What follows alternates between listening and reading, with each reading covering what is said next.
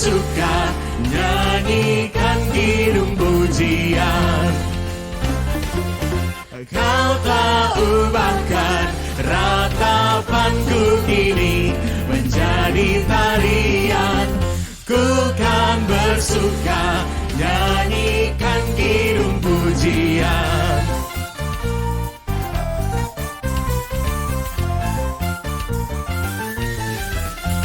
Di dalam kesesakan, Kau beri kelegaan. Di dalam kesedihan, Kau beri penghiburan. Kasih-Mu telah melenyapkan segala kegelapan. Fajar pagi pun merekah, membawa damai dan sukacita. Kau telah ubahkan ratapanku kini menjadi tarian. Ku kan bersuka, nyanyikan kidung pujian. Sekali lagi. Kau telah ubahkan ratapanku kini menjadi tarian. Ku kan bersuka, nyanyikan kidung pujian.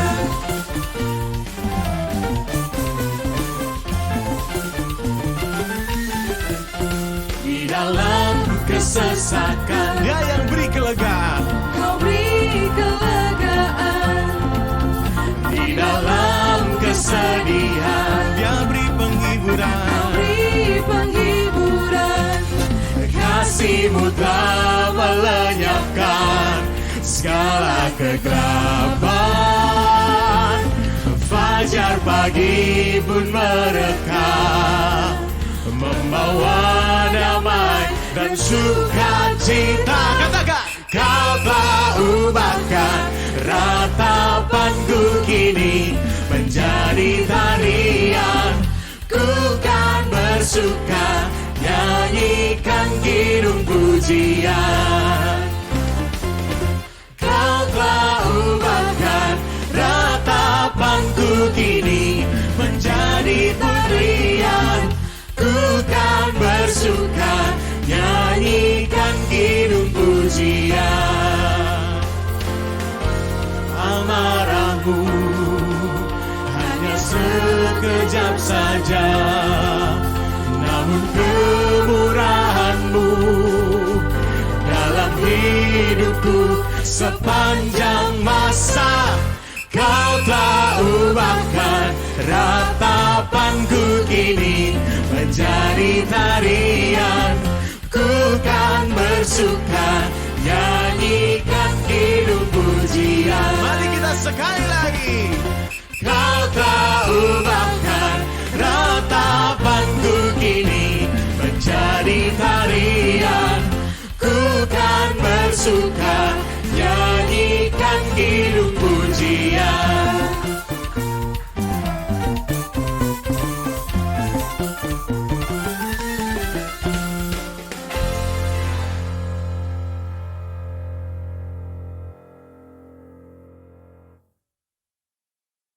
Haleluya.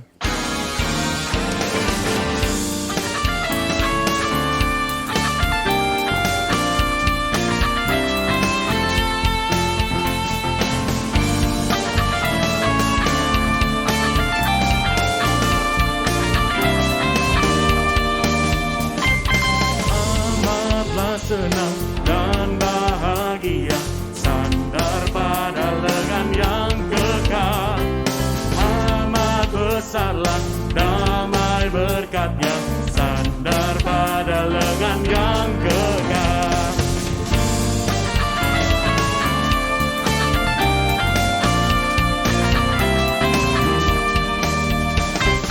Sungguhlah indah jalan musafir, sandar pada lengan yang kekal. Terang dan cerah langkah jalanku, sandar pada lengan yang kekal. Sandar, sandar, ku aman tiada bahaya.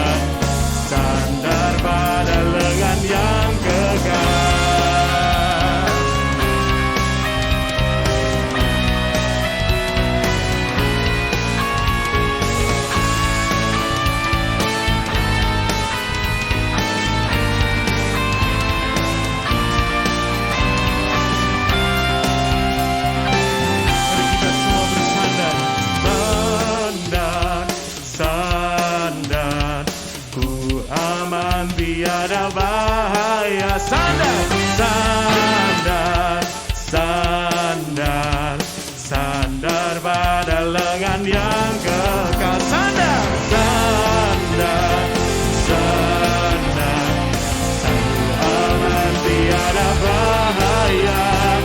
Sandar, oh sandar, sandar pada lengan yang kekal. Sandar pada lengan yang kekal. Sandar pada lengan yang kekal. Haleluya, puji nama Tuhan.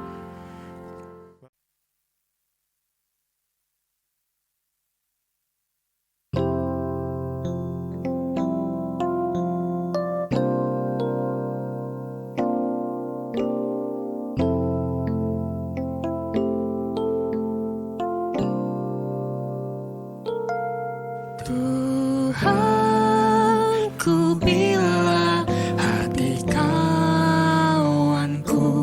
terluka oleh tingkah ujarku dan kehendakku jadi panduku,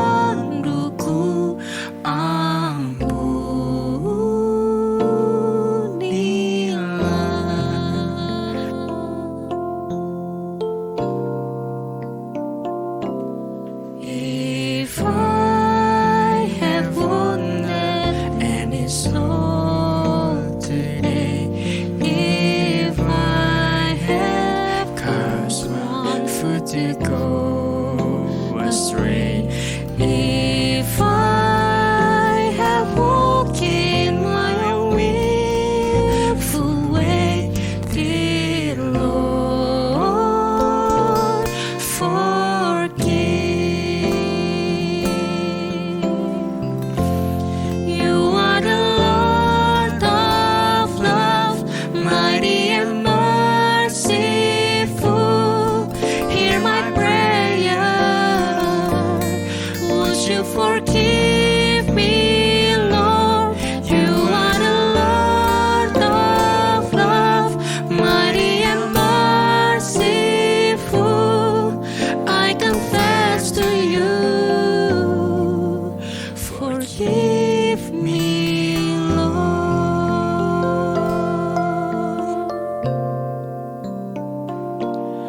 Dan hari ini aku bersembah serta padamu, Bapa, berserah. Berikan daku kasih-Mu mesra. Amin, amin, amin, amin.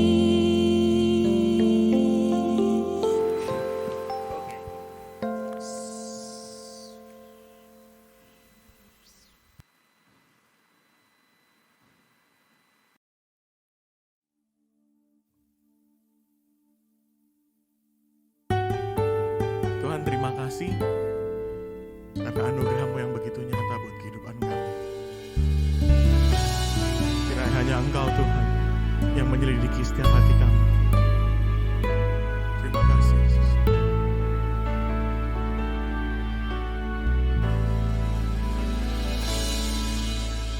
Engkaulah Tuhanku dan Rajaku. Engkau terang dambaan jiwaku. Tiada yang seperti-Mu di bumi dan di surga. Hanya Kau, Tuhan, yang ku cinta. Oh Tuhan, selidikilah, jagalah hatiku. Apakah aku masih setia kepadamu?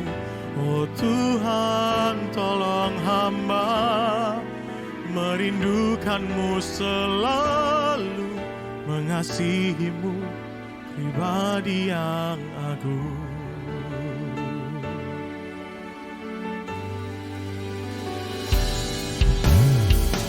Sahabatku dan kekasihku,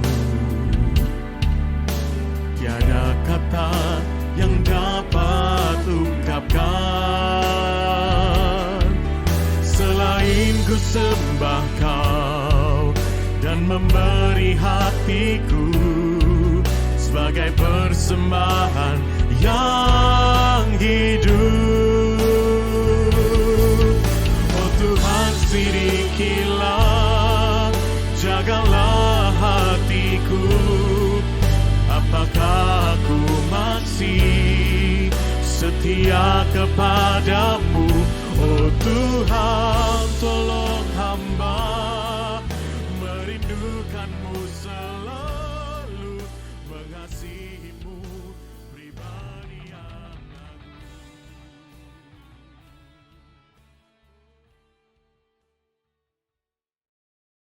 Shalom Bapak Ibu Saudara sekalian, selamat pagi, selamat datang di dalam kebaktian umum yang pertama ini.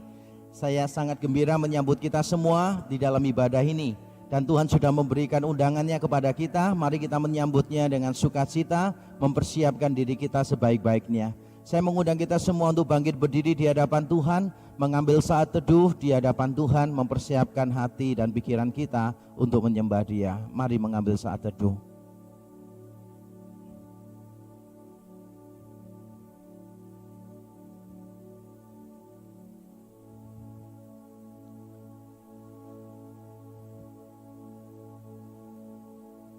Jemaat sekalian, arahkanlah hatimu kepada Tuhan. Dan mari dengan penuh keberanian kita menghampiri tahta kasih karunia Bapa dengan keyakinan bahwa satu-satunya jalan ke sana telah dibuka, yaitu melalui pengorbanan darah Yesus Kristus yang sempurna di atas kayu salib, yang sudah dicurahkan ke dalam hati kita oleh Roh-Nya yang kudus. Turunlah atas kita sekalian rahmat, berkat, dan anugerah-Nya yang akan menyempurnakan semua yang kita lakukan dalam ibadah ini. Amin. Jemaat dipersilahkan duduk kembali.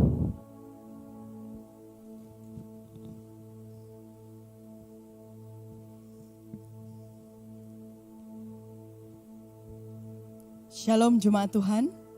Mari kita datang memuji Dia. Pujilah Tuhan, hai jiwaku. Pujilah namanya yang kudus, hai segenap batinku. Pujilah Tuhan, hai jiwaku. Dan janganlah lupakan segala kebaikannya. Muliakanlah Dia dengan segala kejayaannya. Tinggikanlah Dia, Raja segala raja.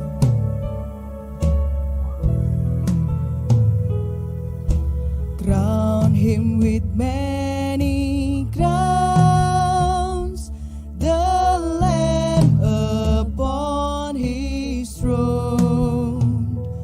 Hark how the heavenly anthem drones, all music but its own. Awake my soul and sing, oh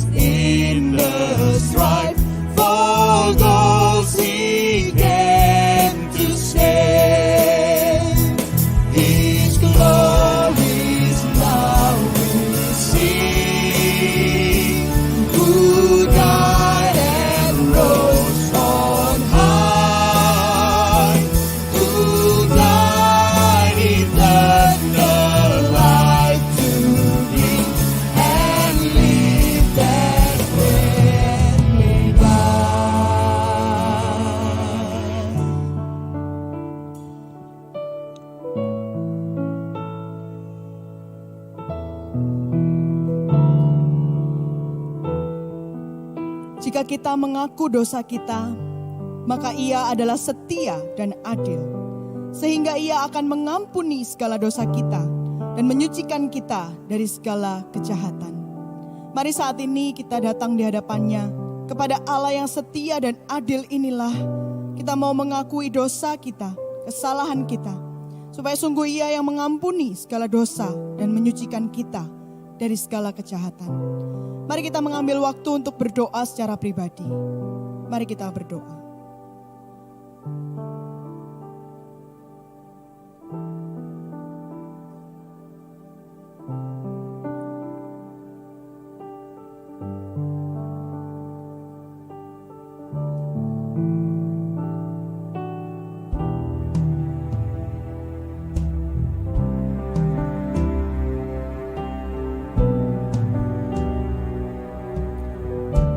Sebab kamu tahu bahwa kamu telah ditebus dari cara hidupmu yang sia-sia. Yang kamu warisi dari nenek moyangmu itu bukan dengan barang yang fana, bukan pula dengan perak atau emas, melainkan dengan darah yang mahal, yaitu darah Kristus, yang sama seperti darah anak domba, yang tak bernoda dan tak bercacat.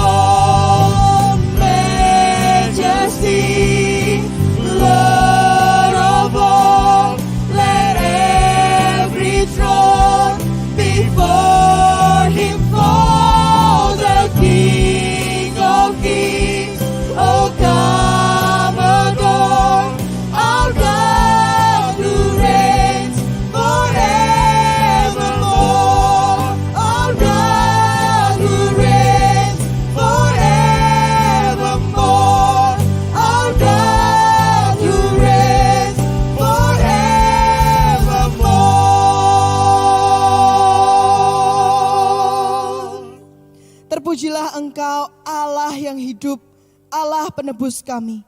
Terpujilah Engkau ya Tuhan.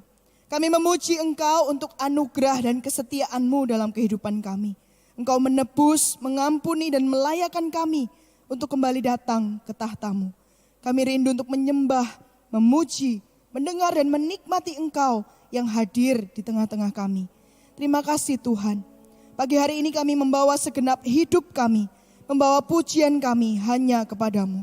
Kami memuji, memuja Engkau, Raja di atas segala raja, Tuhan atas segala Tuhan. Dan kami rindu mendengar Engkau berbicara kepada kami masing-masing, sesuai kondisi dan pergumulan kami ya Tuhan. Demi nama Tuhan Yesus Kristus kami berdoa dan bersyukur. Amin. Jemaat yang dikasihi Tuhan, mari kita menyatakan pengakuan iman kita sambil berdiri.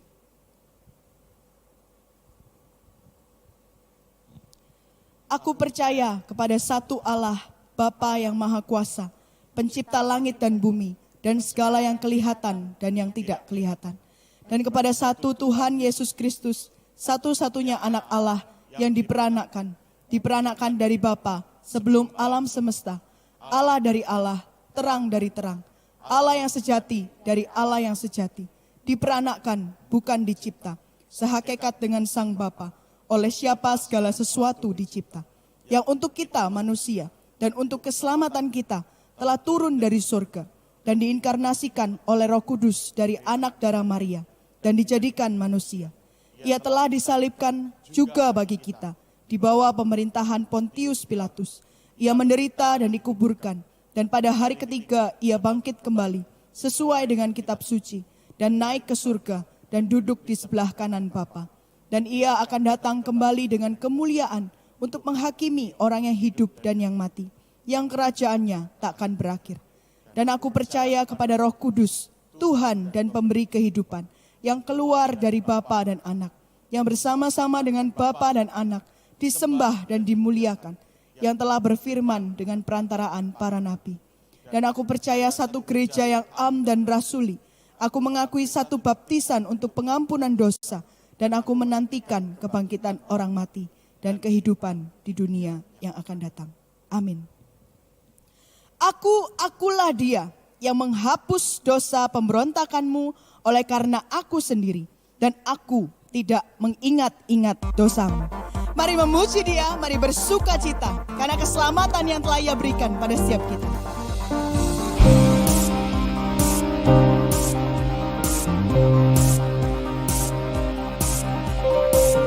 Bersyukurlah kepadanya, bawalah pujian baginya, karena Dia Raja, Dia yang perkasa. Tuhanlah kekuatanku, mazmur dan keselamatan.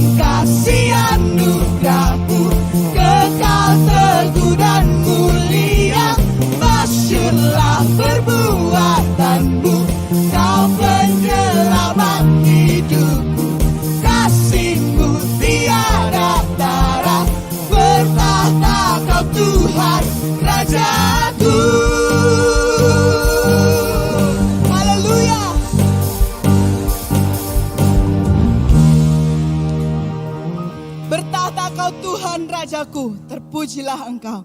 Mari kita menyiapkan hati kita di hadapan Dia pribadi yang agung.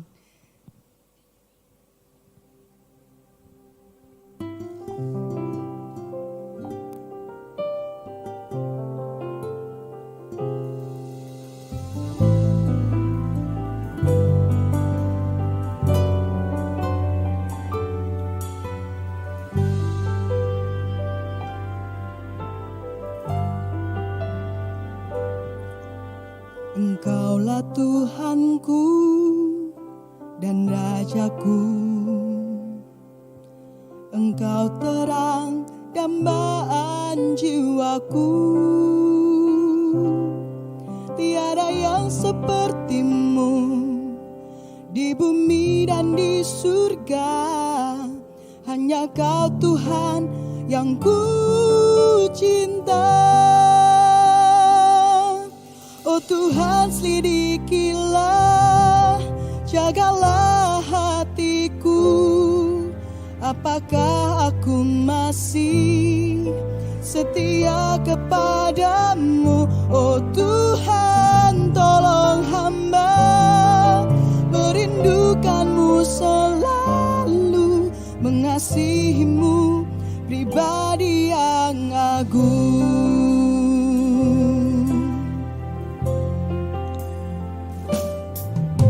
Engkau sahabatku dan kekasihku. Tiada kata yang dapat ungkapkan selain ku sembah Kau dan memberi hatiku sebagai persembahan yang hidup. Oh Tuhan, selidikilah, jagalah hatiku. Apakah aku masih setia kepadamu? Oh Tuhan, tolong hamba merindukanmu selalu, mengasihimu pribadi yang agung.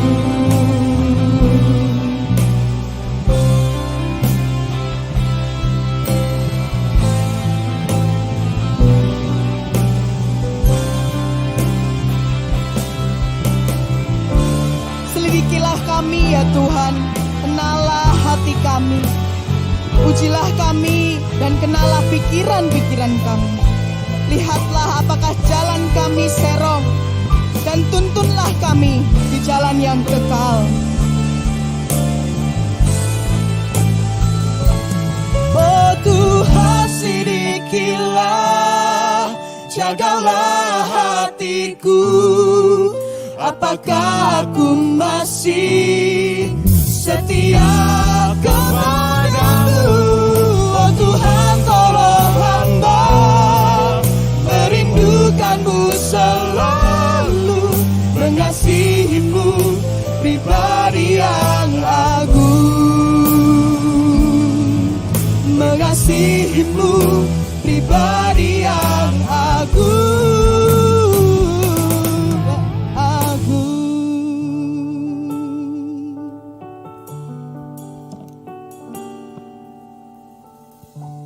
Inilah doa kami ya Tuhan, kami rindu untuk mengagumi Engkau terus, untuk mengasihi Engkau, karena memang Engkau sangat mengagumkan bagi kami. Kami kagum dengan cara-Mu mengasihi kami, kasih yang melampaui semua pemikiran manusia. Siapakah kami ini ya Tuhan? Orang-orang yang dahulu menjadi orang-orang yang memusuhi Engkau, kaum pemberontak, yang Tuhan selamatkan oleh anugerah-Mu. Bahkan untuk menyelamatkan kami, Engkau rela mengorbankan anak-Mu yang tunggal bagi kami orang-orang yang berdosa. Dan untuk itu kami akan selalu mengucap syukur ya Tuhan. Terima kasih. Kami ingin memberi hidup kami kepadamu yang sudah lebih dulu memberikan hidup-Mu bagi kami. Tuhan, bersabdalah kepada kami, arahkanlah kami kepada diri-Mu sendiri ya Tuhan. Taklukkanlah kesombongan kami melalui kuasa firman-Mu ya Tuhan. Tundukkanlah arogansi kami dengan kuasa Injil, supaya kami semua bisa mendapati diri kami apa adanya di hadapan Engkau, Pencipta, Penebus dan Pemelihara hidup kami. Kiranya namamu dimuliakan dan hatimu disenangkan. Kiranya Injil Yesus Kristus yang benar dan menyelamatkan diberitakan sejelas-jelasnya di antara kami. Terpuji namamu di dalam Kristus Yesus Tuhan. Kami berdoa dan kami mengucap syukur. Amin, amin, amin. Nah, Bapak Ibu Saudara sekalian, kita patut bersyukur kepada Tuhan dan tidak henti-hentinya, tidak jemu-jemunya saya menasihati kita untuk bersyukur kepada Tuhan. Karena setiap kali Tuhan masih membiarkan dirinya dikenal oleh kita, masih mau memberikan firman-Nya kepada kita, itu adalah anugerah-Nya, anugerah yang akan menolong perjalanan hidup kita sampai pada akhirnya kita bisa memuliakan Dia. Nah Bapak Ibu Saudara sekalian, hari ini adalah minggu yang keempat dan seperti biasa di gereja kita tercinta, minggu keempat berarti melanjutkan seri khotbah eksposisi dari Perjanjian Baru, dan nanti kita akan membahas bersama-sama dari surat Filipi pasal 3 ayat 1 sampai yang ke-4a. Tapi sebelum kita membaca teks dan mempelajari bersama-sama, saya ingin mengingatkan kita bahwa kita mau tidak mau, sadar atau tidak sadar, kita hidup di dalam sebuah semangat zaman yang sangat mengedepankan kehebatan. Orang suka untuk memamerkan kehebatannya, entah itu kemampuannya, keberaniannya, pencapaiannya, atau kekayaannya. Baru-baru ini kita juga mungkin tahu ada beberapa selebriti yang mendapat kritikan dari masyarakat karena suka memamerkan kekayaan-kekayaannya di depan banyak orang. Dan selebriti itu salah satunya menyerang balik yang mengkritik dia, menganggap orang lain mungkin iri dan sebagainya. Tapi saya bisa memahami situasi ini karena kita memang ada di tengah-tengah dunia yang memamerkan kehebatan. Orang tidak suka direndahkan, bahkan orang tidak suka direndahkan. Tapi orang kalau disebut sombong juga tidak mau. Saya tidak tahu dunia seperti apa tempat kita ada sekarang ini. Ada orang yang dianggap sombong dan dia berkata begini, aku ini heran ya, kenapa orang-orang itu menganggap aku ini sombong. Padahal aku tidak kenal mereka, padahal aku tidak mau kenal dengan mereka. Memangnya mereka itu siapa sehingga omongannya perlu aku dengarkan. Nah sebetulnya kan kalimat-kalimat tadi adalah kalimat-kalimat yang membuktikan bahwa dia adalah sombong. Jadi saya juga heran mengapa dia tidak paham orang-orang lain mengatakan dia sombong.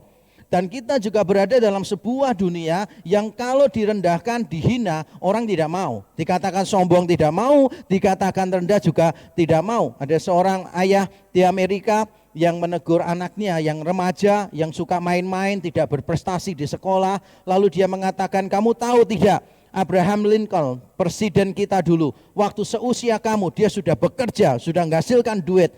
Kamu umur segini cuma main-main aja, gak ada gunanya kamu itu. Anaknya dengan santai melihat ke papahnya dan berkata, papa tahu gak, Abraham Lincoln, presiden kita, pada waktu seusia papa sudah jadi presiden. Papa jadi apa? Sampai sekarang papa gak jadi apa-apa. Saudara, orang saling menghina satu dengan yang lain. Dan ketika dihina, orang merasa sakit karena dunia kita adalah dunia yang mengedepankan kesempurnaan dan kehebatan. Nah, kalau kita memperhatikan di luar semacam itu, dan kalau kita memperhatikan yang di dalam diri kita, kita memiliki natur yang berdosa, yang condong pada kesombongan, maka kita bisa mengatakan demikian, saudara, semangat dunia yang suka pamer kuasa, dan natur manusia yang berdosa membuat kita sukar untuk mengakui segala sesuatu adalah kasih karunia. Sukar bagi kita untuk mengakui bahwa segala sesuatu adalah kasih karunia. Kita hanya menerima saja, padahal hanya menerima saja. Tapi banyak orang yang merasa bahwa mereka memang tidak pantas diperlakukan begitu, hanya sebagai penerima. Salah satu peristiwa yang dulu saya juga sempat ceritakan dalam salah satu khotbah saya, salah satu pengalaman yang berkesan ketika saya menjadi guru sekolah minggu di salah satu gereja Korea. Saya melihat anak sekolah minggu saya yang usianya paling 6 tahun, 5 tahun begitu lagi berlari-lari lalu jatuh. Pada waktu jatuh saya mengulurkan tangan untuk membantu dia berdiri. Dan saudara tahu apa yang dikatakan dia kepada saya? Dia dengan angkuh berkata begini, I'm not a baby katanya gitu. Saya ini bukan bayi, gak perlu ditolong gitu. Saya sampai kaget saudara ya. Dalam hati saya berkata, untung di Amerika bukan di Indonesia ya. Untung anaknya orang bukan anak saya sendiri. Jadi ada kesombongan. Saya menyadari bahwa kemandirian itu penting. Tapi kemandirian dengan kesombongan itu dua hal yang sama sekali berbeda. Seharusnya anak itu dilatih menghargai pertolongan dari orang lain. Nah saudara, hal yang sama terjadi di dalam hal kerohanian. Sebagian orang ingin memandang keselamatan itu sebagai upah, bukan sebagai anugerah. Sebab kalau mereka mengatakan keselamatan itu adalah anugerah, mereka merasa tidak berjasa sama sekali. Dan mereka tidak mau dibilang tidak berjasa. Manusia itu ingin supaya mereka punya jasa, punya ada sesuatu yang mereka bisa banggakan. Dan itulah dunia kita. Di gambar yang saya sudah berikan di sini kita bisa melihat seorang ayah sedang menggelindingkan roda yang besar dan di situ ada anaknya. Saya yakin pada waktu roda ini berhasil diparkir pada tempat yang seharusnya, saya bisa menduga siapa yang akan paling menyombongkan hal itu. Pasti bukan ayahnya, tapi anaknya. Dan seperti itu pula lah kita dengan Tuhan. Kita seringkali mau menyombongkan peranan kita, jasa kita, kontribusi kita di dalam kerajaan Allah, di dalam pelayanan, bahkan di dalam keselamatan kita. Dan kita harus berhati-hati dengan bahaya ini. Hari ini kita akan melihat bahwa bahaya semacam ini bukan cuma terjadi sekarang, tetapi sejak dulu. Bukan hanya mengancam kita sekarang, tetapi mengancam jemaat Filipi pada zaman Paulus. Mari membuka Alkitab kita dan membaca bersama Filipi 3 ayat 1-4a. Saya bacakan untuk Bapak Ibu Saudara sekalian, Filipi pasal 3 ayat 1-4a. Akhirnya saudara-saudara bersukacitalah dalam Tuhan. Ayat 1a, 1b, menuliskan hal ini lagi kepadamu tidaklah berat bagiku dan memberi kepastian kepadamu. Hati-hatilah terhadap anjing-anjing, hati-hatilah terhadap pekerja-pekerja jahat, hati-hatilah terhadap penyunat-penyunat yang palsu. Karena kitalah orang-orang bersunat yang beribadah oleh Roh Allah dan bermegah dalam Kristus Yesus dan tidak menaruh percaya pada hal-hal lahiriah. Sekalipun aku juga ada alasan untuk menaruh percaya pada hal-hal lahiriah. Di dalam bagian ini Paulus sedang menyinggung tentang sebuah bahaya, ancaman yang ada di tengah-tengah jemaat Filipi. Nah, saya tidak tahu apakah ancaman ini sudah pernah ada lalu muncul kembali atau Paulus sedang mengantisipasi saja karena dia melihat ada ancaman bahaya yang akan datang. Bagi kita tidak seberapa penting apakah para pengajar sesat ini sudah ada atau akan datang, tidak penting. Karena yang penting adalah bahaya itu benar-benar ada dan semua harus bersiap diri. Yang dimaksud dengan bahaya di sini adalah orang-orang dari kalangan Yahudi Kristen. Jadi orang ini Yahudi, dulu penganut agama Yahudi, Yudaisme, lalu mereka bertobat dalam tanda kutip dan mereka berusaha untuk mencampur adukkan antara agama yang lama dengan agama yang baru, atau dalam istilah teologi kita kenal dengan nama sinkretisme. Saudara, itu yang seringkali terjadi di banyak tempat. Kalau saudara belajar tentang misi, bagaimana para misionaris bergumul dengan banyak hal, termasuk salah satu pergumulan hampir semua misionaris di pedalaman, di suku-suku Trabekan adalah walaupun suku-suku itu menerima Yesus sebagai Tuhan dalam tanda kutip, tapi mereka tetap memeluk dan mempraktekkan warisan agama yang lama, sinkretisme. Mereka tidak sadar bahwa sebetulnya dua hal itu tidak bisa disatukan. Tapi itulah yang terjadi di lapangan. Hal yang sama menimpa orang-orang dari kalangan Yahudi ini yang berusaha untuk menambahkan di dalam kekristenan hal-hal yang berbau Yahudi lama. Misalnya apa? Kalau mau jadi umat Allah yang sejati harus bersunat. Kalau mau disebut sebagai umat Allah yang sempurna, berarti harus menaati aturan-aturan detail di dalam hukum Taurat. Kalau tidak, ya tidak bisa disebut umat yang sejati. Ini adalah bahaya besar. Dan saya yakin bahaya semacam ini, saudara, ada juga sekarang ini. Ada orang-orang tertentu yang tidak puas dengan Injil, berusaha untuk menambah-nambah hal-hal yang lain. Bahkan ada orang yang menganggap Injil sudah tidak relevan lagi. Injil bukan solusi bagi persoalan hidup manusia. Ada orang yang mencoba untuk membuat narasi-narasi semacam itu. Tapi saya mau mengingatkan kepada kita, selama persoalan fundamental manusia sama, yaitu kejahatan, penderitaan, dan kematian, solusinya juga tetap sama, yaitu anugerah keselamatan di dalam Injil. Saya yakin ini saudara, kalau memang persoalan fundamental manusia itu sama, ya berarti solusinya sama. Kalau ada orang yang menolak Injil, saya akan bertanya demikian. Apakah persoalan manusia itu kamu setujui? Persoalan yang paling fundamental adalah penderitaan, kejahatan, dan kematian. Kalau dia setuju bahwa ini adalah 3 persoalan paling mendasar umat manusia yang tidak bisa diselesaikan oleh manusia di segala tempat dan di segala abad, seperti pengakuan iman rasuli. Nah, kita harus mengakui juga bahwa kalau persoalannya sama, maka solusinya juga tetap sama, yaitu anugerah Allah yang diberitakan di dalam Injil, kematian dan penebusan Yesus Kristus. Kalau ada orang yang berusaha untuk menambahkan sesuatu kepada Injil ini, misalnya dengan mengatakan tidak cukup percaya kepada Yesus untuk diselamatkan, tapi kita harus berbuat saleh supaya diselamatkan, maka orang ini telah mencampur adukkan Injil. Padahal saudara dengar kalimat saya baik-baik, Injil yang tidak murni bukanlah Injil sama sekali. Menambahkan sesuatu pada Injil berarti membuang seluruhnya. Sekali lagi, Injil yang tidak murni bukanlah Injil sama sekali. Menambahkan sesuatu kepada Injil berarti membuang seluruhnya. Kita ini diberi pilihan, ibarat Injil itu adalah makanan. Bayangkan seandainya makanan ini tidak peduli sesehat apapun, seenak apapun, begitu saudara campur dengan racun, maka makanan itu menjadi makanan beracun. Saudara pasti tidak akan memakan makanan itu. Tidak ada gunanya lagi, tidak akan ada gunanya sama sekali. Bahkan bukan cuma tidak ada gunanya, tetapi sekarang makanan ini menjadi makanan yang sangat berbahaya sekali. Jadi saya yakin gereja harus sering memberitakan tentang Injil Yesus Kristus, karena di luaran sana banyak orang yang sudah tidak percaya Injil, banyak orang yang mengatakan keselamatan adalah melalui perbuatan manusia.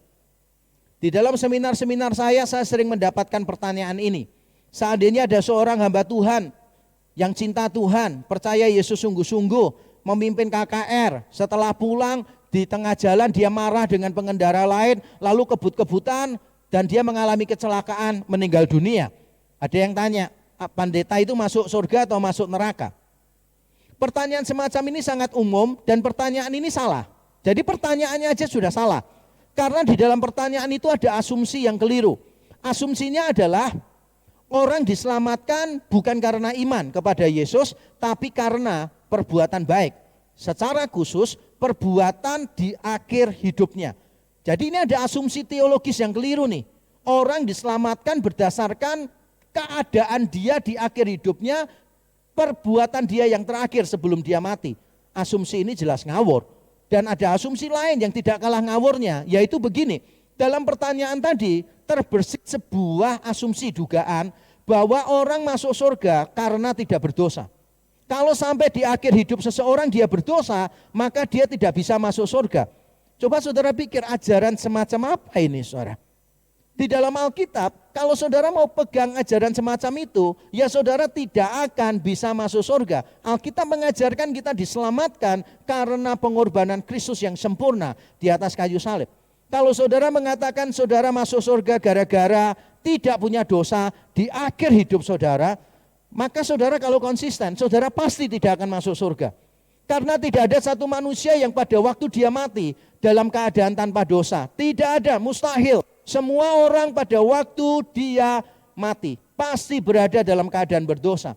Alkitab berkata hendaklah kamu sempurna sama seperti Bapamu yang di sorga sempurna. Siapa yang bisa mencapai menuruti perintah ini? Tidak ada yang bisa. Siapapun yang mati pasti dalam keadaan berdosa.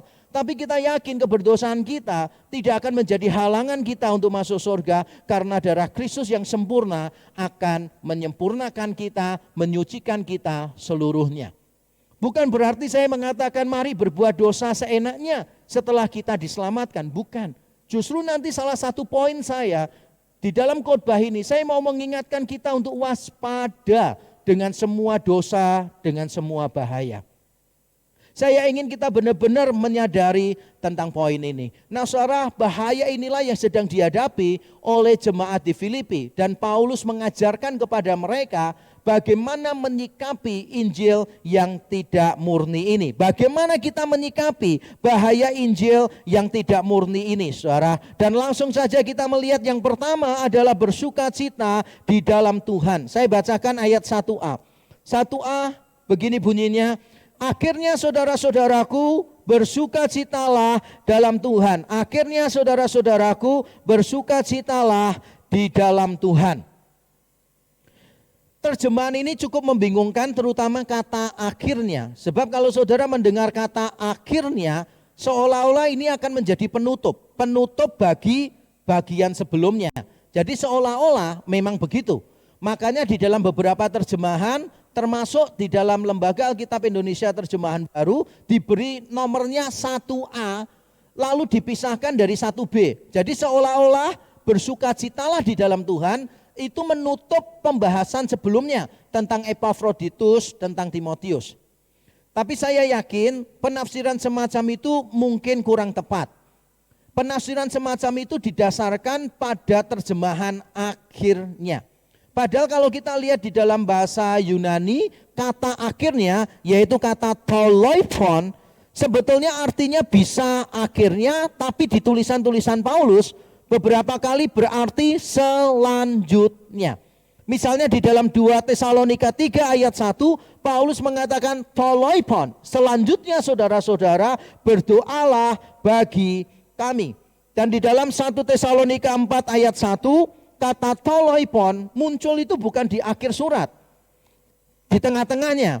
Jadi Paulus ketika menggunakan kata tolophon itu bukan berarti dia mau mengakhiri sesuatu, tapi justru dia mau memulai sebuah topik yang baru.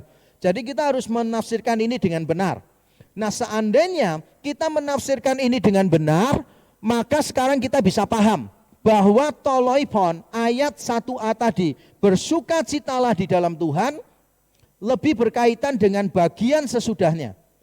Bukan dengan bagian sebelumnya, tapi dengan bagian yang ada di bawahnya. Dan ini akan menentukan poin khotbah saya. Di dalam bagian ini, Paulus berkata bersukacitalah di dalam Tuhan. Apa maksudnya bersukacitalah di dalam Tuhan? Ide tentang sukacita sudah muncul beberapa kali di pasal 1 dan di pasal 2. Muncul beberapa kali. Baik Paulus bersukacita, baik dia menasehati jemaat Filipi untuk bersukacita, kata bersukacita sudah muncul. Tetapi yang menarik adalah kata sukacita itu diberi tambahan di dalam Tuhan di ayat yang pertama pasal yang ketiga. Jadi ini adalah untuk pertama kalinya Paulus memakai kata bersukacita ditambah di dalam Tuhan. Selanjutnya dia cukup konsisten menambahkan di dalam Tuhan, di dalam Tuhan. Nah, apa maksudnya di dalam Tuhan? Baru muncul di pasal 3 ayat 1. Bersukacitalah, bukan titik, tapi di dalam Tuhan. Nah, kalau ayat 1a lebih berkaitan dengan bagian sesudahnya, maka kita bisa menafsirkan di dalam Tuhan secara lebih khusus. Di dalam Tuhan itu berarti merujuk kepada persekutuan di dalam Kristus Yesus. Yaitu di dalam pasal 3 ayat 8 sampai yang ke-11, kita telah memperoleh Kristus dan berada di dalam Dia. Itu kalimat Paulus begitu. Di dalam Dia melalui anugerah Allah di dalam karya penebusan Kristus. Jadi di dalam Kristus itu berarti status kita di dalam Kristus. Bahwa kita memiliki Kristus, kita memperoleh Kristus. Atau lebih tepatnya Kristus menangkap kita, mendapatkan kita. Sehingga kita bisa mendapatkan Dia. Dan kita berada dalam persekutuan dengan kematian, persekutuan dengan kebangkitan Yesus. Pasal 3 ayat 10 dan 11. Di dalam Tuhan itu artinya begitu, saudara, bahwa kita telah berpindah. Kita sekarang ada di dalam Kristus, kita beroleh Dia. Kita ada di dalam Kristus karena anugerahnya yang sempurna bagi kita. Dan itu adalah alasan mengapa kita bersukacita.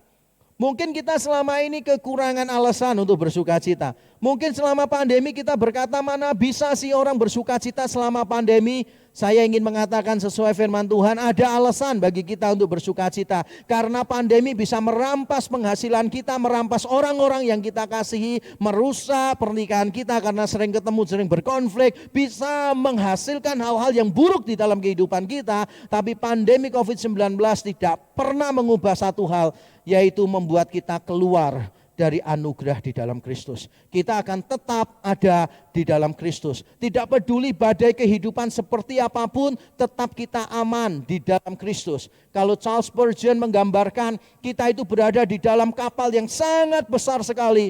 Kita mungkin bisa jatuh di dalam kapal itu, digeladak, di kamar, mungkin kita bisa jatuh. Tapi Spurgeon mengatakan, tapi kita tidak mungkin terlempar keluar dari kapal yang sangat besar itu. Karena kapal itu terlalu besar, bahkan untuk gelombang yang terbesar sekalipun. Itulah gambaran kita di dalam Tuhan. Pandemi, kesusahan bisa merampas semua, bisa mengubah situasi, tapi tidak pernah mengubah satu hal, bahwa kita di dalam Kristus.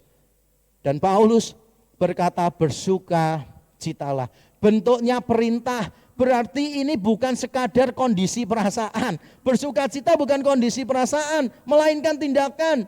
Bukan sekadar suasana hati yang alamiah, melainkan perintah.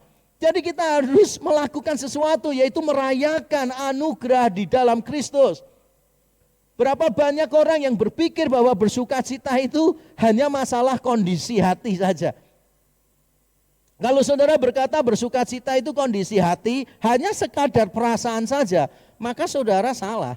Bersuka cita itu tindakan. Bersuka cita itu bukan perasaan alamiah. Kita berada di dalam keadaan X, muncul perasaan ini. Dalam keadaan Y, muncul perasaan ini. Bukan.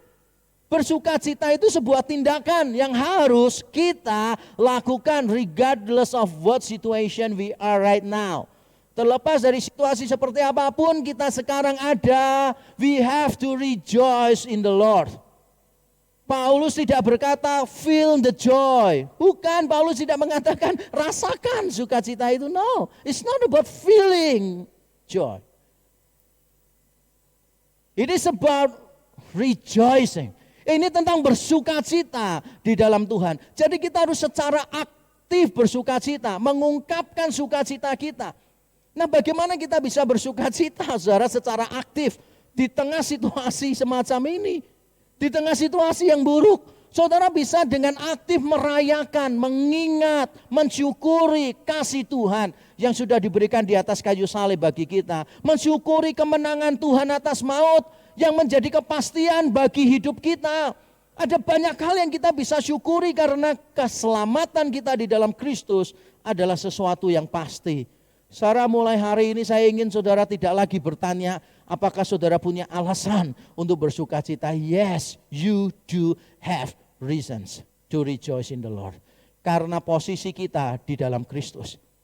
Ketika saya merenungkan ini, saudara, saya cukup kaget dan bertanya-tanya, cukup bingung lebih tepatnya. Mengapa di tengah situasi ada bahaya sesat, bahaya guru-guru palsu ini, mengapa Paulus justru menasehati jemaat Filipi untuk bersuka cita?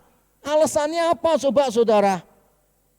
Ini ada bahaya nih, Paulus bilang bersuka citalah di dalam Tuhan. Apakah Paulus bersuka cita?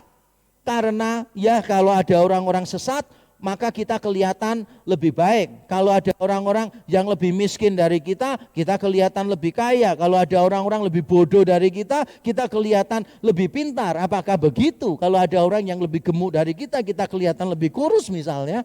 Apakah itu maksudnya Paulus? Jelas bukan, saudara. Paulus mengajak mereka bersuka cita karena ini alasannya. Dengan mensyukuri anugerah Allah di dalam Kristus. Jemaat Filipi tidak akan mudah tergiur dengan ajaran atau agama lain yang sekilas terlihat menarik dengan semua ritual dan aturan religius mereka. Beberapa orang Kristen meninggalkan keyakinan mereka. Saya tidak mengatakan meninggalkan iman, meninggalkan Tuhan, pakai kata yang lebih netral saja. Meninggalkan keyakinan mereka. Mengapa? Karena mereka mendapati di luar sana lebih menarik, lebih menjanjikan, saudara. ikut Tuhan, apalagi kalau beritanya benar-benar sesuai Alkitab. Wah, itu kan beritanya itu berita yang tampaknya tidak memuaskan kedagingan kita gitu. Seperti saya pernah bilang, anak saya pernah berkata kepada saya, teologi reform itu bisa dihidupi, tapi tidak bisa menghidupi gitu kan. Bisa dihidupi tapi nggak bisa menghidupi. Dengan candaan dia berkata begitu. Dan jujur saudara, memang di dalam teologi reform kita diajarkan untuk hidup sederhana, berserah kepada Tuhan, berani menderita dan seterusnya. Tidak ditawarkan kekayaan dunia, kesuksesan dunia dan sebagainya. Tapi saya tahu ada orang-orang tertentu yang mungkin tidak tertarik dengan berita itu. Bayangkan seandainya saudara mendengarkan pendeta khotbah, saudara walaupun saudara miskin di dunia, saudara kaya di surga. Walaupun saudara tidak punya apa-apa, saudara punya Kristus sebagai hartamu satu-satunya yang paling berharga. Pendeta lain datang dan berkata, saudara bukan cuma bisa punya Kristus, tapi juga bisa punya semua kekayaan dunia. Saudara bukan cuma bisa punya keselamatan rohani, tapi saudara juga bisa mewarisi kekayaan dunia ini. Jelas yang lebih menarik adalah yang kedua saudara, dan itulah yang ditawarkan oleh banyak orang. Bukan Injil yang benar, tapi Injil kemakmuran. Bukan Injil yang benar, tetapi Injil-Injil yang memuaskan hawa nafsu kita. Orang menjadi Kristen hanya gara-gara ingin sukses menurut ukuran dunia.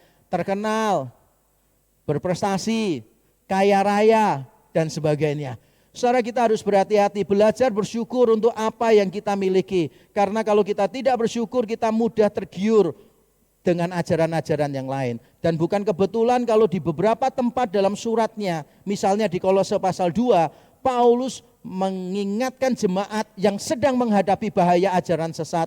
Paulus mengingatkan secara konsisten untuk apa? Mengucap syukur di dalam Tuhan. Saudara, bersukacita di dalam Tuhan, bersyukur di dalam Tuhan. Itu adalah hal yang penting bagi kita supaya kita tidak tergiur dengan kesesatan. Yang kedua saudara, yang harus kita lakukan menjadi sikap kita adalah mewaspadai bahaya yang ada. Ayat 1b dan ayat 2 saya bacakan.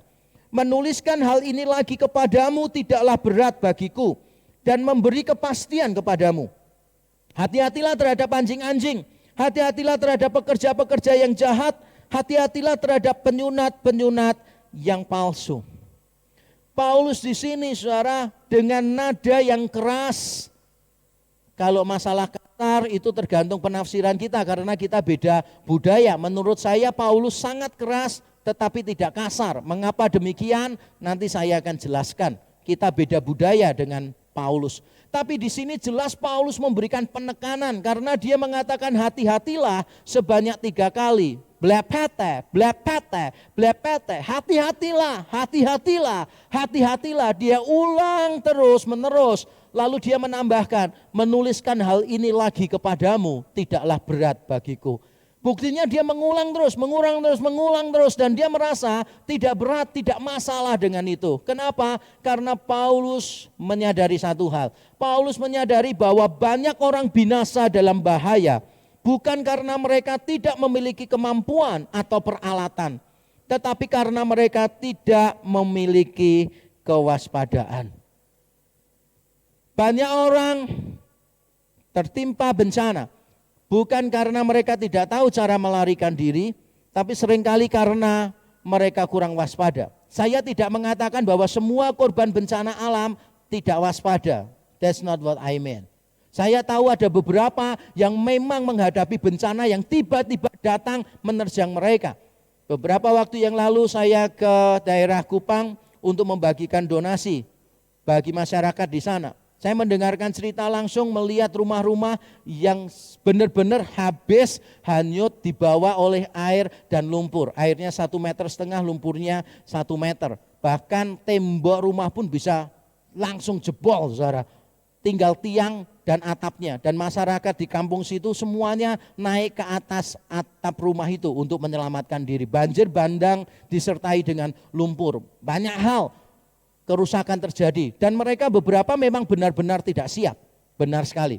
Tapi ada juga beberapa bencana yang sebetulnya orangnya seharusnya sudah siap. bencana, letusan, gunung api misalnya sudah diberitahu pemerintah bahwa ini akan terjadi, hati-hati, bersiap-siap, langsung mengungsi. Beberapa orang mungkin menganggap itu masih lama, paling nggak sampai di sini. Pada akhirnya semuanya habis kena bencana. Saudara, kita perlu benar-benar waspada. Di dalam kerohanian kita juga harus berhati-hati. Kepastian keselamatan di dalam Kristus bukan alasan untuk bertindak sembarangan atau meremehkan kewaspadaan. Hati-hati saudara, karena keselamatan di dalam Kristus memang pasti, tetapi cara Allah memastikannya yaitu dengan cara membuat kita menaati Dia, yaitu dengan cara memberikan peringatan-peringatan supaya kita benar-benar bisa selamat sampai pada akhirnya. Beberapa orang salah paham tentang teologi reform. Mereka berkata reform itu mengajarkan antinomianisme, anti terhadap hukum. Sekali selamat tetap selamat, mari berbuat dosa seenaknya. Jelas itu adalah pandangan karikatur tentang teologi reform.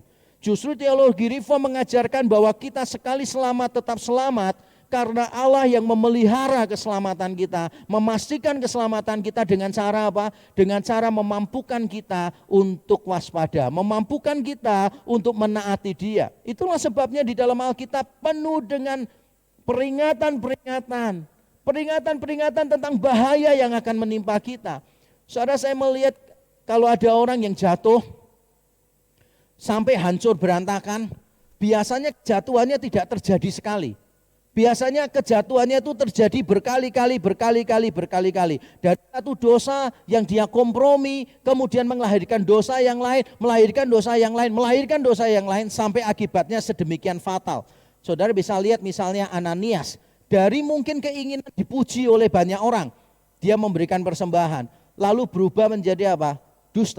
Menjadi dusta, lalu berakhir dengan kematian. Daud ketika dia jalan-jalan di atas istananya, dia melihat perempuan. Dari apa? Dari keinginan mata. Sebetulnya melihat perempuan yang mungkin cantik, mungkin nggak pernah disebutkan kalau Batseba itu cantik, saudara, karena poinnya bukan di sana. Jadi Daud melihat keinginan mata, lalu dia berzina dengan Batseba. Batseba hamil, lalu muncul pemikiran-pemikiran yang lain supaya menutupi kesalahannya, sampai akhirnya dia membunuh Uria, suami Batseba.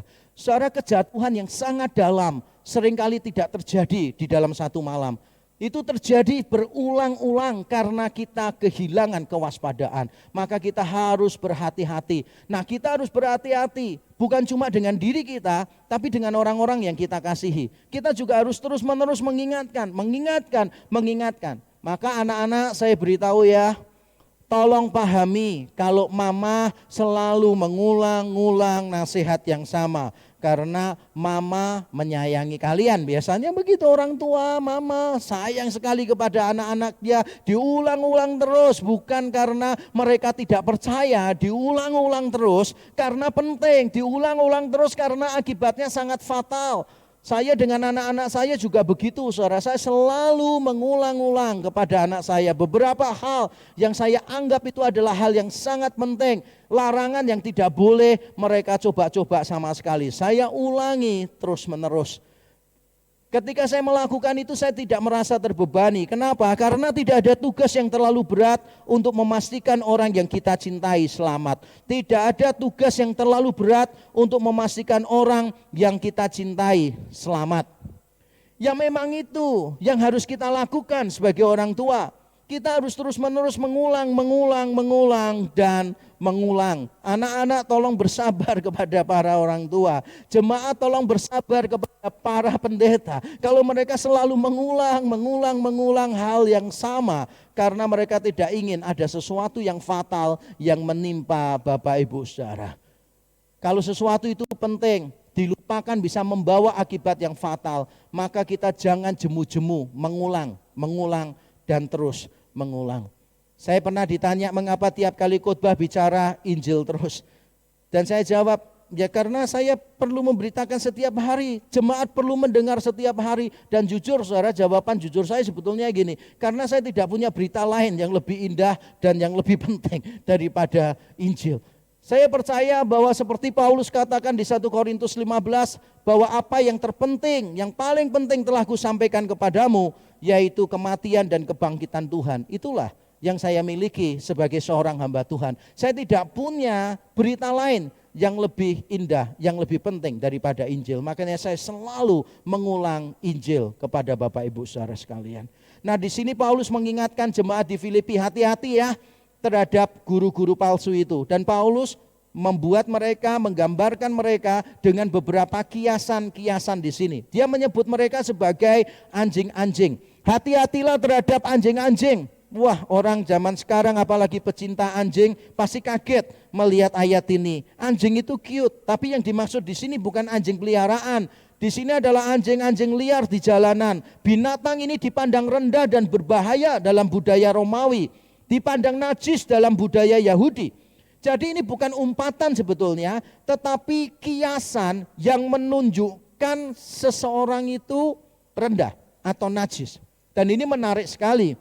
Paulus menyebut guru-guru palsu tadi yang sok saleh, sok kudus, sok taat hukum Taurat, dan menganggap orang lain itu kurang tahir, kurang sempurna. Justru Paulus bilang, kamu itu yang anjing. Bukan berarti Paulus mengumpat ya, sekali lagi bukan, maafkan. Saya mengecewakan Bapak Ibu saudara yang suka berkata kasar dan mengumpat orang lain. Ini bukan pembenaran untuk tingkah laku Bapak Ibu saudara. Paulus ingin membalikkan keadaan. Guru-guru palsu ini menganggap orang lain yang tidak sunat, yang tidak menaati aturan Taurat dengan detail sebagai orang yang tidak sempurna, tidak tahir seutuhnya. Paulus membalik keadaan. Kamu tahu yang tidak tahir itu siapa? Kamu yang tidak tahir. Karena kamu mencampurkan Injil yang murni dengan sesuatu yang meracuni umat Tuhan.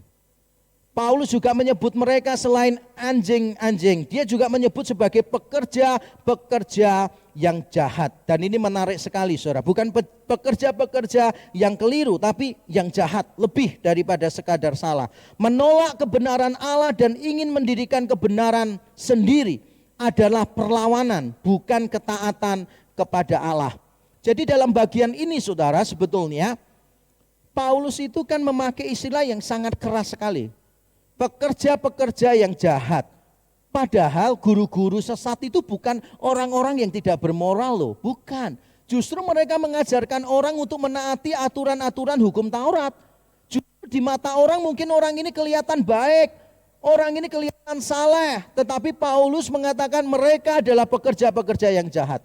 Bukan cuma pekerja-pekerja yang salah, tapi yang jahat, saudara. Mengapa dipandang jahat?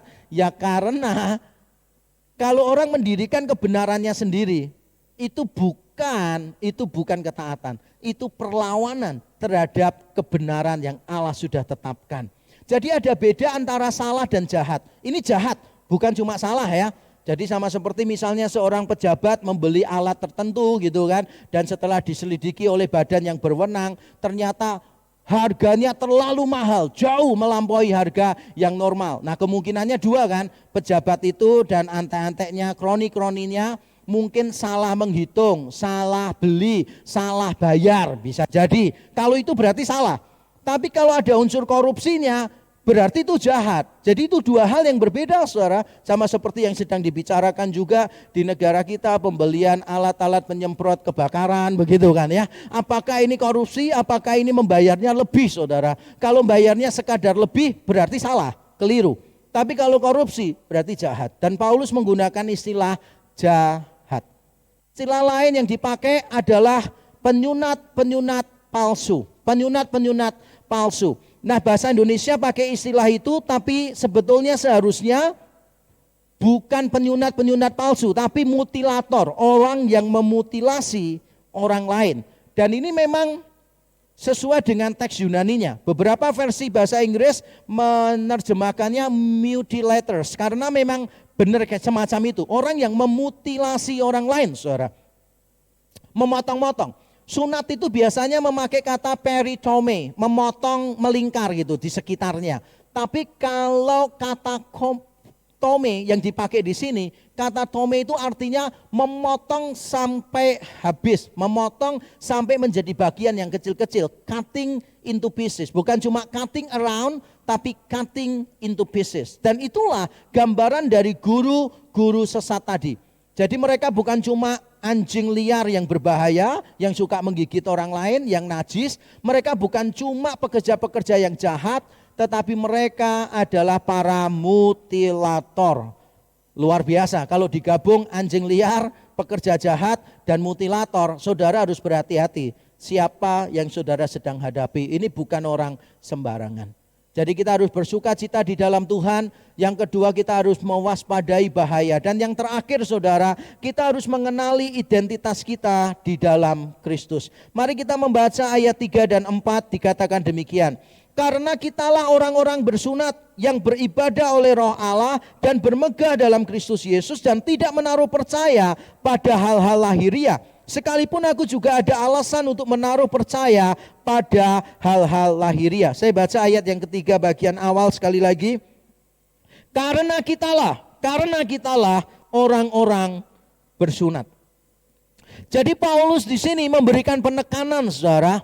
Di tengah situasi ketika guru-guru palsu itu berkata bahwa mereka itu Israel yang sejati, umat Allah yang sejati, orang bersunat sejati. Paulus justru membalikkan keadaan dan Paulus mengingatkan jemaat di Filipi. Kitalah, saya dan kamu, kitalah. Dan dalam bahasa Yunani kata kita itu muncul secara eksplisit, walaupun tidak perlu eksplisit tapi dimunculkan secara eksplisit dan ditaruh di depan. Sehingga seolah-olah Paulus mau berkata begini, kita, bukan mereka, kitalah Israel sejati, kitalah umat pilihan yang sejati. Paulus seolah-olah mau berkata begini, jangan tergiur dengan tawaran mereka, dengan godaan mereka. Mereka itu menawarkan sesuatu yang kita sudah punya. Untuk apa kita itu melakukan sesuatu untuk mendapatkan apa yang kita sudah terima tanpa melakukan sesuatu? Sekali lagi ya, untuk apa kita melakukan sesuatu? Untuk mendapatkan sesuatu yang kita sudah terima tanpa melakukan sesuatu. Yaitu status kita Israel yang sejati di dalam Kristus. Diberikan cuma-cuma kepada kita. Untuk apa tergiur dengan omongan para pengajar sesat itu? Dan Paulus menjelaskan siapa kita. Kita adalah orang-orang yang bersunat di ayat 3a. Jelas ini adalah sunat rohani seperti di Roma pasal 2 dan saya bacakan dari Ulangan 30 ayat 6. Dan Tuhan Allahmu akan menyunatkan hatimu dan hati keturunanmu. Tujuannya apa? Sehingga engkau mengasihi Tuhan Allahmu dengan segenap hatimu dan dengan segenap jiwamu supaya engkau hidup. Jadi Allah sudah menubuatkan sejak dulu di dalam Taurat bahwa Allah akan menyunatkan hati umatnya supaya mereka bisa mengasihi Allah. Bukan hanya menaati Allah, tapi mengasihi Allah. Karena ketaatan tanpa kasih itu adalah manipulasi. Saudara taat hanya untuk mendapatkan berkat, itu manipulasi. Tapi kita menaati Allah karena kita mengasihi Dia yang lebih dulu mengasihi kita. Kita adalah orang-orang bersunat secara rohani. Berikutnya dikatakan kita adalah orang-orang yang beribadah oleh Roh Allah di dalam ayat 3b. Kata ibadah di sana bahasa Yunaninya adalah ladruo yang harusnya diterjemahkan melayani. Dan kata ini adalah kata yang penting saudara, karena kata ini jarang muncul di dalam tulisan Paulus, hanya muncul 4 kali. Kata kerjanya muncul 4 kali dan 3 kali dari 4 tadi selalu dikaitkan dengan hati. Yang kulayani dengan hati, yang kulayani dengan hati nurani. Dan di sini dikatakan yang ladruo, yang melayani oleh Roh Allah. Berarti Paulus ingin mengontraskan hal yang terjadi di dalam secara internal, yang sejati, yang esensial, dengan hal-hal yang terjadi di luar, yang eksternal, yang superficial, yang cuma seremonial. Itu yang Paulus sedang kontraskan di sini. Apa yang diajarkan oleh guru-guru palsu itu tentang sunat, tentang aturan-aturan detail Taurat, itu hanya hal-hal yang tidak penting, hanya hal-hal yang sifatnya di luar. Tetapi yang lebih penting adalah hal-hal yang ada di dalam, yaitu hati kita yang sudah disunat oleh Roh Kudus, yang sudah dimampukan oleh Roh Allah untuk melayani Allah. Saya tidak mengatakan bahwa liturgi tidak penting. Saya tidak mengatakan bahwa hal-hal itu ritual tidak penting. Tapi poin saya adalah ada hal-hal yang jauh lebih penting, yang lebih fundamental yang harusnya kita miliki, yaitu hati yang disunat oleh Roh Kudus dan hati yang dimampukan Roh Kudus untuk melayani Tuhan. Melayaninya dengan hati, bukan dengan rutinitas. Dan Paulus juga menutup yang terakhir dengan kalimat begini, bukan kita cuma orang-orang bersunat, beribadah oleh Roh Allah, tetapi kita juga adalah orang-orang yang bermegah di dalam Kristus Yesus. Bukan pada daging, bukan pada hal-hal yang sifatnya lahiriah. Saudara, bermegah itu tidak selalu salah ya. Bermegah tidak selalu salah. Tergantung kita memegahkan apa. Kalau kita memegahkan karya Kristus ya tidak salah. Tapi kita harus berhati-hati karena saya sering melihat orang bersaksi. Saksiannya pertama bagus sih kesaksiannya. Puji Tuhan saudara, Tuhan itu baik membuat anak saya bisa masuk di universitas yang terkenal. Tapi nanti yang diceritakan adalah bagaimana dia mendidik anaknya, mengajari anaknya. Semuanya tentang apa yang dia dan anaknya lakukan. Sehingga setelah kesaksian orang bingung, ini menyombongkan diri atau sedang bersaksi. Kita harus berhati-hati. Kita boleh bermegah, tapi di dalam Tuhan. Bermegah di dalam Tuhan. Bermegah itu netral, tergantung kita bermegah atas apa. Kalau saya lebih memilih bermegah di dalam Tuhan. Bermegah di dalam Tuhan. Dan kita harus hati-hati saudara. Karena kita seringkali, sekali lagi, kita mudah terselip, kita mudah jatuh, kita mudah licin dan kemudian tergelincir. Karena kita tidak menyadari, ketika kita menyaksikan berkat Tuhan atas hidup kita ikut nimbrung di sana, mengambil keuntungan, mengambil kredit untuk diri kita sendiri. Maka kita harus hati-hati, bersyukurlah untuk identitas kita saudara, bersyukur, makanya kita enggak perlu menyombongkan diri, bersyukur bahwa hati kita disunat secara rohani, bersyukur bahwa Roh Kudus memampukan kita melayani Allah dengan hati yang tulus, bersyukur bahwa kita ini punya sesuatu yang kita megahkan, yaitu Kristus Yesus, karyanya yang sempurna di atas kayu salib. Bersyukur itu yang penting supaya kita tidak menjadi sombong. Nah, saya ingin menutup khotbah saya dengan 2 kalimat saudara. Yang pertama adalah kalimat ini, konsep tentang anugerah bukan perendahan terhadap manusia. Sebaliknya anugerah memberi landasan yang kokoh bagi kehormatan dan kebanggaan yang sesungguhnya. Mengapa saya perlu mengatakan ini? Karena beberapa orang berpikir bahwa konsep anugerah kita menerima semuanya dari Tuhan tanpa melakukan apapun termasuk keselamatan kita dianggap merendahkan martabat manusia. Seorang filsuf ateis bernama Friedrich Nietzsche pernah mengatakan itu. Kalau semua orang Eropa beragama Kristen, maka kebudayaan akan mundur. Karena kekristenan membuat manusia tidak memiliki martabat. Cuma diberitahu kamu tuh tidak mampu melakukan tanpa Allah. Tapi saya yakin penilaian semacam itu adalah penilaian yang keliru. Kita boleh bermegah kok di dalam Allah. Dan lebih spesifik lagi saya mengajak saudara membaca kalimat yang terakhir sebagai penutup khotbah saya. Baca sama-sama 1, 2, 3. Arti hidup ditentukan terutama oleh apa yang Allah lakukan bagi kita, bukan sebaliknya. Saya tidak mengatakan bahwa apa yang kita lakukan bagi Allah tidak penting. I'm not saying that. Apa yang kita lakukan bagi Allah penting, tapi hanya dan hanya jika Allah sudah melakukan sesuatu di dalam hidup kita. Kalau kita membanggakan apa yang Allah lakukan di dalam hidup kita, baru apa yang kita lakukan bagi Allah bisa menjadi berarti. Yang membuat hidup saya dan saudara berarti itu bukan what we do for God, but what He has done for us, for me and for you. Hanya dengan merengkuh dan mensyukuri itu, maka whatever we do for the Lord really matters. Benar-benar penting di hadapan Dia. Mari kita tunduk kepala, kita berdoa. Bapa di surga, kami datang kepadamu ya Tuhan, bersyukur untuk firman-Mu. Ampuni kami hamba-Mu yang menyampaikan dan umat-Mu yang mendengar, karena kami seringkali ya Tuhan menyombongkan diri kami. Kami seringkali ingin terlihat berjasa di dalam keselamatan kami, di dalam pelayanan kami, di dalam pekerjaan kami, sekolah kami, di dalam segala sesuatu yang kami miliki dan capai. Kami ingin dilihat orang, kami ingin peranan kami diakui orang. Tuhan ampunilah kami, biarlah kami bersama-sama merendahkan diri kami dan mengakui bahwa dalam keselamatan kami Engkau yang melakukan seutuhnya ya Tuhan. Dan apapun yang kami miliki di dunia ini kami terima dari Engkau. Tidak ada satupun yang kami miliki yang kami tidak terima dari Engkau. Apapun yang kami capai, kami mencapainya oleh karena Engkau dan hanya untuk Engkau saja. Terima kasih Tuhan, Engkau adalah dasar bagi kami untuk bermegah. Di dalam Kristus Yesus Tuhan, kami berdoa dan bersyukur. Amin. Tuhan memberkati kita.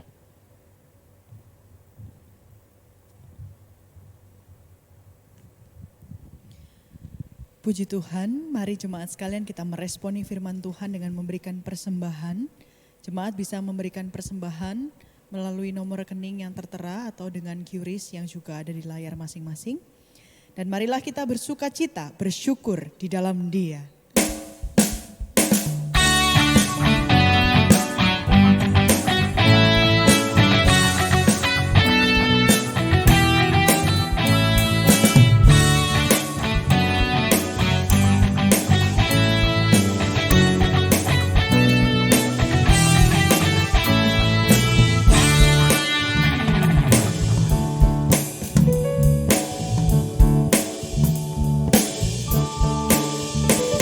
Bersyukurlah pada Tuhan karena Ia baik, bahwasanya untuk selamanya kasih setianya. Bersyukurlah pada Tuhan karena Ia baik, bahwasanya untuk selamanya kasih setianya. Tuhan itu kekuatanku dan mazmurku, Ia sungguh telah menjadi keselamatanku. Sorak-sorai kemenangan sudah menggema dari kemah orang benar. Tangan Tuhan melakukan keperkasaan, meninggikan orang-orang yang benar. Bersyukurlah pada Tuhan karena Ia baik, bahwasanya untuk selamanya kasih setianya. Bersyukurlah pada Tuhan karena Ia baik, bahwasanya untuk selamanya kasih setianya. Tuhan itu kekuatanku dan mazmurku, Ia sungguh telah menjadi keselamatanku.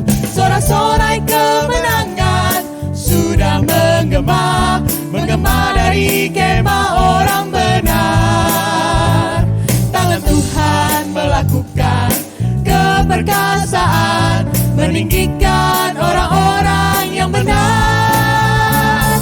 Bersyukurlah pada Tuhan karena Ia baik, bahwasanya untuk selamanya kasih setianya.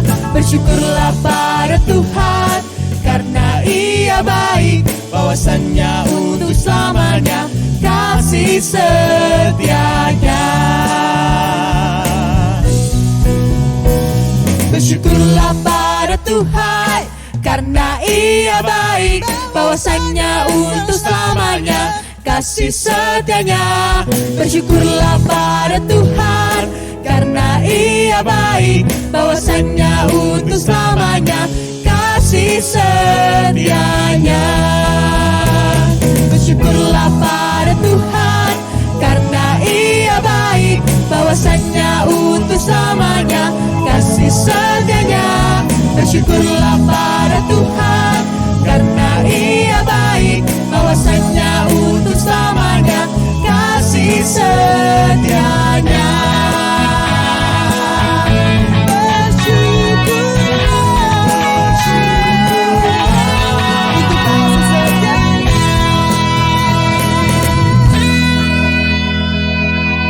Jemaat dipersilakan untuk duduk kembali, mari kita berdoa. Ini kami anak-anak-Mu Tuhan membawa persembahan kami, terutama persembahan hidup kami sepenuhnya, seutuhnya sebagai ucapan syukur atas anugerah dan kesetiaan Tuhan dalam hidup kami. Kiranya persembahan ini berkenan dan Tuhan pakai sesuai rencana dan kehendak-Mu. Saat ini kami bersyukur untuk rencana ibadah onsite terbatas REK yang akan dimulai minggu depan. Kami bersyukur untuk panitia yang terlibat dalam memikirkan dan mempersiapkan. Kiranya Tuhan terus memberi hikmat untuk memikirkan secara detail hal-hal yang perlu dipersiapkan. Kami juga berdoa untuk setiap kami jemaat yang akan hadir. Kiranya kami boleh terus berhikmat untuk tetap menaati protokol kesehatan. Kiranya ibadah onsite ini Tuhan berkati dan Tuhan pakai untuk menjawab kerinduan jemaat kembali beribadah secara komunal. Kami juga mengingat saat ini saudara-saudara kami di berbagai daerah di Indonesia yang terkena bencana alam. Kami memohon Engkau Allah yang hadir, memberikan kekuatan, penghiburan dan mencukupkan setiap yang mereka butuhkan. Tuhan yang terus bekerja memulihkan kondisi baik kesehatan fisik maupun trauma dari para korban. Kami juga berdoa kiranya Tuhan memberikan hikmat untuk pemerintah maupun institusi lain yang berupaya menanggulangi dampak dari bencana ini. Dan semua usaha maupun bantuan yang diupayakan dari seluruh Indonesia, kiranya Tuhan pakai dan bisa diterima dengan baik oleh para korban bencana ini Tuhan. Kami juga saat ini mengingat membawa seluruh hamba Tuhan penuh waktu, staf, karyawan, aktivis, REK yang terlibat dalam seluruh pelayanan di gereja ini. Terima kasih karena Engkau Allah yang setia dan terus bekerja di dalam dan melalui kami. Kiranya semakin hari setiap kami juga boleh semakin bertumbuh di dalam pengenalan akan Tuhan dan juga pengalaman bersama dengan Tuhan. Kiranya semuanya itu menguatkan kami untuk kami terus punya hati dan belas kasihan seperti Engkau dalam mengerjakan panggilan dan kepercayaan ini. Kiranya Tuhan memberikan kami kesehatan, kekuatan, hikmat, kebijaksanaan, supaya lewat keberadaan kami, nama Tuhan dipermuliakan. Terima kasih Tuhan, terpujilah nama-Mu. Di dalam nama Tuhan Yesus Kristus kami berdoa dan bersyukur. Amin. Kurang lebih sudah 1 tahun pandemi memaksa kita untuk beraktivitas di rumah, termasuk dengan beribadah. Kali ini akhirnya gereja kita, Reform Exodus Community, dengan segala persiapan yang telah dilakukan, mengajak jemaat untuk menghadapi new normal dengan mempersiapkan ibadah onsite. Mari luangkan waktu sejenak untuk menyimak protokol ibadah onsite Reform Exodus Community. Ibadah onsite ditujukan bagi Anda yang berumur 17 tahun ke atas. Bagi para lansia dapat mengikuti ibadah onsite dengan syarat sudah vaksinasi. Silahkan melakukan registrasi melalui link yang akan disosialisasikan melalui media sosial dan grup WhatsApp Reform Exodus Community. Setelah melakukan pendaftaran, maka panitia akan mengkonfirmasi kehadiran Anda melalui WhatsApp. Pastikan nomor handphone yang Anda sertakan dalam form adalah nomor aktif WhatsApp Anda. Pastikan Anda selalu menggunakan masker medis dan menjaga jarak satu dengan yang lain di dalam area gereja.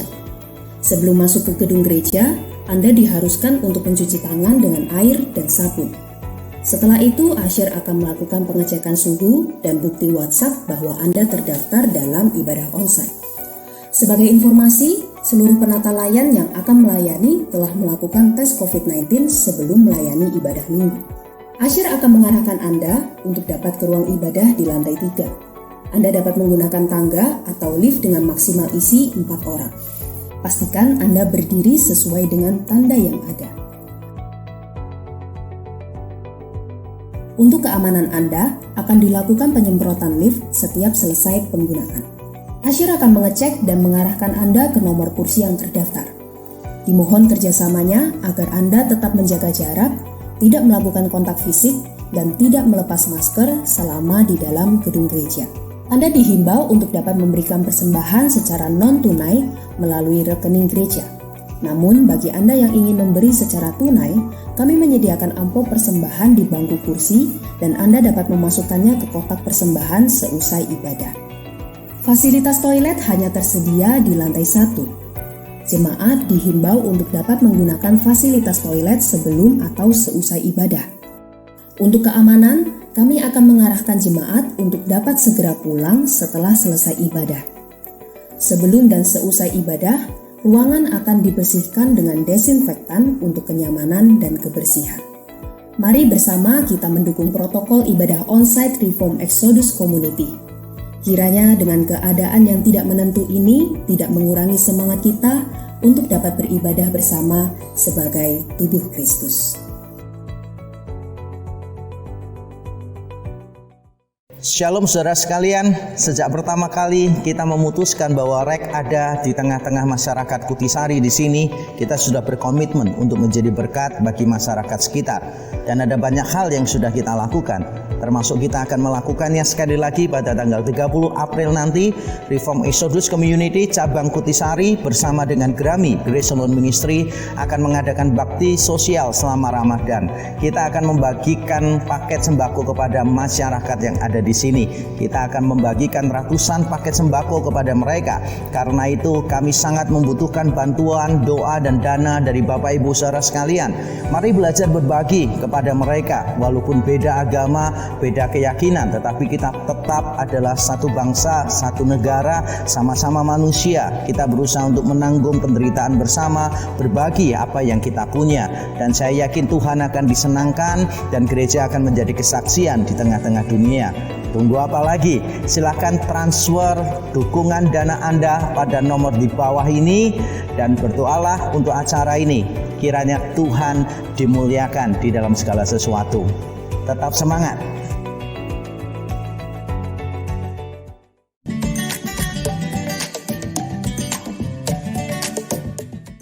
Shalom jemaat sekalian, welcome to Reform Exodus Community.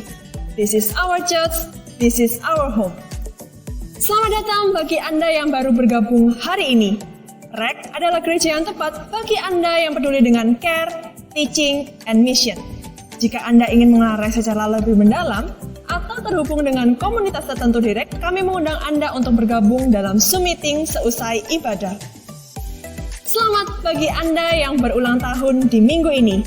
Kiranya kasih, iman, dan pengharapan Anda semakin dikuatkan di dalam Kristus melalui topangan Roh Kudus.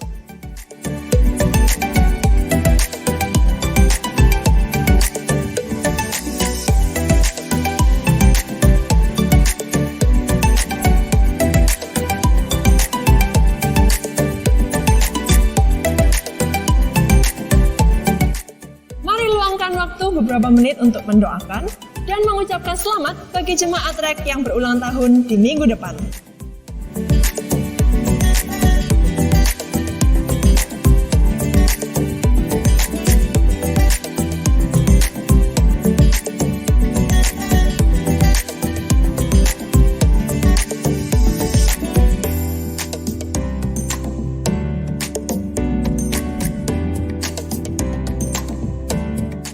Bergabunglah dalam discipleship group di setiap gereja lokal.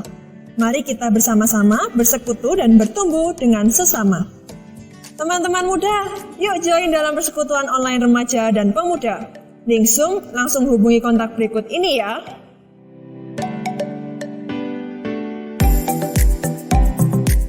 Puji Tuhan, proyek renovasi gedung gereja REK Inden sudah hampir selesai. Mari terus doakan dan dukung apa yang sudah kita kerjakan. Bapak, Ibu, Saudara dapat mentransfer dukungan dana Anda ke rekening berikut ini. Jangan lupa untuk menambahkan angka 9 pada digit terakhir. Mari kita bersama-sama terus mendukung proyek misi di Papua ini dalam doa dan dana. Persembahan dana bisa disalurkan melalui rekening misi berikut ini. Informasi lebih lanjut silakan menghubungi Ibu Venisa.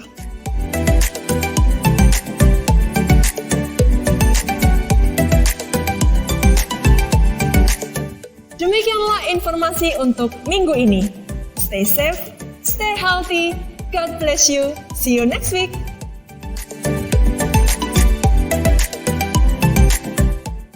Bagi kita yang sudah menikah dan memiliki anak, kita tahu bahwa parenting bukanlah tugas yang mudah untuk dilakukan. Kita perlu banyak belajar, bahkan dari kesalahan kita, dan cara yang lebih baik adalah belajar dari orang lain yang lebih dulu menggeluti persoalan-persoalan ini. Kita membutuhkan banyak seminar dan pembelajaran. Tapi sayangnya ada banyak seminar yang hanya menawarkan metode, terapi, apa yang disampaikan tidak unik kekristenan. Gospel-centered parenting merupakan kebutuhan penting bagi setiap orang tua Kristen sekarang ini. Apa yang dimaksud dengan gospel-centered parenting? Mengapa parenting semacam ini diperlukan? Mari kita belajar bersama-sama. bahwa parenting yang gospel center bukan hanya bicara tentang metode, bukan hanya bicara tentang sebuah terapi, tapi tentang pergeseran paradigma yang sangat radikal sekali. Kita ingin menghadirkan Injil di tengah-tengah parenting kita, bukan hanya mengutip ayat Alkitab di sana sini supaya terlihat Kristen, tetapi benar-benar mengarahkan semua kepada karya penebusan Kristus yang sempurna di atas kayu salib, dan bagaimana Injil merembesi setiap aspek di dalam parenting kita. Jangan tunggu lama-lama, segera daftarkan diri Anda untuk mengikuti seminar pada tanggal 8 Mei hari Sabtu pukul 7 malam. Seminar ini gratis dalam pendaftarannya, nanti hanya akan dilakukan persembahan secara sukarela bagi Bapak Ibu Saudara sekalian. Mari mendaftar bersama-sama dan kita akan belajar sebuah hal yang sangat penting, Gospel Centered Parenting. Tuhan memberkati kita.